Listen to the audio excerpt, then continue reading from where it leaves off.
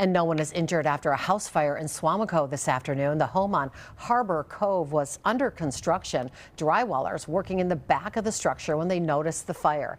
They escaped the home, called 911. The house fully engulfed in flames when fire crews arrived.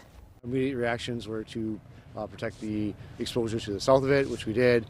Fortunately, we saved that house, but this new homeowner, about to be homeowner, lost their entire house and had to rebuild.